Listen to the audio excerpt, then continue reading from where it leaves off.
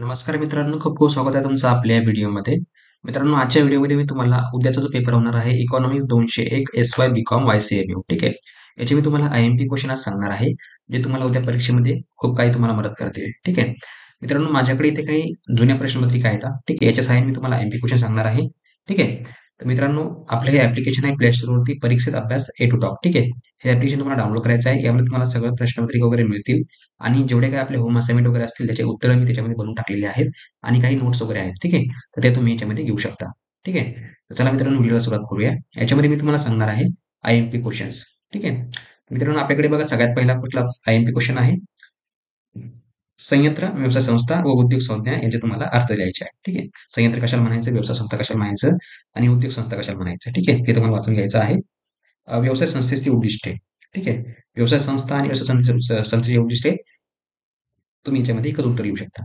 ठीक आहे. नंतर बघा इथे पण व्यवसाय संस्थेचे निर्णय प्रक्रियेवर प्रभाव पडणारे घटक याचे देखील तुम्ही एकच उत्तर येऊ शकता. परत व्यवसाय संस्थेचे आकारमान ठरवणारे 5 घटक परत तुम्ही इथे पण एकच उत्तर येऊ शकता. ठीक आहे. लघु उद्योगांची महत्त्वाची वैशिष्ट्ये तुम्ही सांगू शकता. ठीक आहे. हे तुम्हाला वाचून घ्यायचं आहे. व्यवसायात तुम्हाला जवळपास 3 ते 4 प्रश्न पडतील. तुम्ही सगळ्यांना एक उत्तर येऊ शकता वेगवेगळ्या पद्धतीने. ठीक आहे. नंतर आहे व्यक्तिगत मागणीचे ठळक निर्धारक. ठीक आहे. नंतर आहे मागणीचे विस्तार आणि संकोच हे तुम्हाला वाचून घ्यायचं आहे. त्याच्यानंतर बघा भांडवली वस्तू, टिकाऊ उपभोक्ता वस्तू आणि सेवा या प्रत्येकाच्या मागणीचे तुम्हाला वैशिष्ट्य लिहायचं आहे. ठीक आहे. ते तुम्हाला वाचून घ्यायचं आहे. ठीक आहे. नंतर आहे विपणन परिव्यय यावर तुम्हाला 10 ज्या ओळीत तुम्हाला माहिती लिहायची आहे. ठीक आहे. Marketing cost. ठीक आहे. ते तुम्हाला 10 ओळीत माहिती लिहायची आहे. वाढत्या व घटत्या प्रत्ययांची प्रवृत्ती कोणत्या क्षेत्रात प्रभावीपणे आढळते? हे तुम्हाला लिहायचं आहे. ना नफा ना तोटा हे हे तुम्हाला वाचून घ्यायचं आहे. पुरवठ्याची लवचिकता कोणत्या घटकावर अवलंबून असते? हे तुम्हाला वाचून घ्यायचं आहे. ठीक आहे. त्याच्यानंतर बघा पूर्ण स्पर्धेच्या बाजाराची 2 लक्षणे तुम्हाला लिहायची आहे. विक्री परिव्यय म्हणजे काय? ठीक आहे. हे तुम्हाला वाचून घ्यायचं आहे. श्रमाचा बाजार पूर्ण स्पर्धेचा का नसतो? हे तुम्हाला वाचून घ्यायचं आहे. कामानुसार वेतन पद्धतीचे गुण-दोष सुमारे तुम्हाला 30 ओळीमध्ये लिहायचं आहे.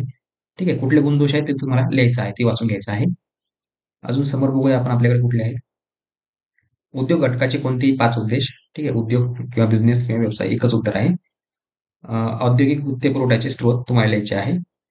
त्याच्यानंतर भारतातील लघु उद्योगाच्या कोणत्याही 5 अडचणी तुम्हाला लिहायच्या आहेत. मागणी म्हणजे काय? ठीक आहे. Demand supply. नंतर आहे मागणीची किंमत लवचिकता ठरवणारे कोणतेही 5 घटक तुम्हाला स्पष्ट करायचे आहे. प्रत्यक्ष खर्च व अप्रत्यक्ष खर्च तुम्हाला वाचून घ्यायचा आहे. विपणन खर्चाचे घटक तुम्हाला लिहायचे आहेत. पुरवठ्याची लवचिकता ठरवणारे 5 घटक तुम्हाला लिहायचे आहेत. नंतर आहे परिपूर्ण स्पर्धा म्हणजे काय? ठीक आहे. हे देखील तुम्हाला याच्यामध्ये लिहायचं आहे.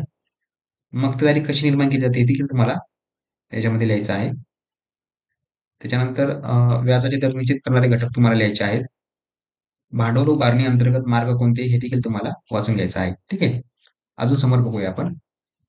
व्यवसाय संस्था झालेला आहे आपला ते वाचून घ्या. पुरवठ्याचे संस्थात्मक स्रोत हे देखील तुम्हाला वाचून घ्यायचं आहे. लघु उद्योगाची महत्त्वाची मागणी हे देखील तुम्हाला वाचून घ्यायचं आहे. मागणी म्हणजे काय ते वाचून घ्या. तर आपण ऑलरेडी सांगितलंय. मागणीची किंमत सापेक्ष लवचिकता ठीक आहे. हे देखील वाचून घ्यायचं आहे. स्थिर परिव्यय आणि चल परिव्यय हे देखील तुम्हाला वाचून घ्यायचं आहे. ना नफा ना तोटा हे देखील तुम्हाला वाचून घ्यायचं आहे. पुरवठ्याचा सिद्धांत तुम्हाला स्पष्ट करायचा आहे. एकाधिकार म्हणजे काय हे देखील तुम्हाला वाचून घ्यायचं आहे. श्रमाचा बाजार म्हणजे काय? श्रमाचा बाजार पूर्ण स्पर्धेचा का नसतो हे देखील तुम्हाला वाचून घ्यायचं आहे. मी अगोदर सांगितलं तुम्हाला. भांडवलाचे प्रकार देखील तुम्हाला वाचून घ्यायचा आहे. भांडवलशाही देशातील अर्थव्यवस्थेतील कामगार संघाचे कार्य तुम्हाला स्पष्ट करायचे आहे. रोखे बाजाराचा फायदा आणि तोट्यांचे विवेचन तुम्हाला करायचे आहेत. ठीक आहे. ते देखील तुम्हाला वाचून घ्यायचं एकदम सोपं आहे. तुम्ही सगळं वाचून घेऊ शकता. उद्योगाची संकल्पना झालं, व्यवसाय संस्थेचे हे पण झालं वाचून घ्या. लघु उद्योगाच्या समस्या वाचून घ्या. मागणीची किंमतपेक्षा लवचिकतेचे प्रकार स्पष्ट करा. उत्पादन फल वाचून घ्या. त्याच्यानंतर इथे तुम्हाला एक असा प्रश्न येऊ शकतो. समजा एका कंपनीने तुम्हाला पुढील माहिती पुरवली. प्रत्येक वस्तूची विक्री किंमत ₹25 आहे. एकूण स्थिर खर्च ₹5,00,000 आहे. प्रत्येक नगाचा बदला खर्च ₹15 यावरून ना नफा ना तोटा बिंदू नगामध्ये व विक्री रकमेमध्ये तुम्हाला काढायचा आहे. ठीक आहे. तर कसं कराल तुम्ही? हे तुम्हाला पुस्तकावर दिलेलं आहे. ते तुम्हाला लिहायचं आहे. ठीक आहे. 5,00,000 ₹15 हिशोबाने ₹25 किंमत. ठीक आहे. असं तुम्हाला लिहायचं आहे. पुरवठ्याचा सिद्धांत त्याच्यानं पूर्ण हे झालं आपलं. वस्तू निवेदन म्हणजे काय हे देखील तुम्हाला वाचून घ्यायचं आहे.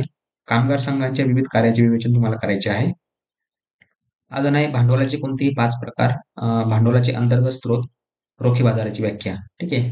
हे तुम्हाला सगळं वाचून घ्यायचं आहे. ठीक आहे. एकदम सोपं आहे, काही अवघड नाही.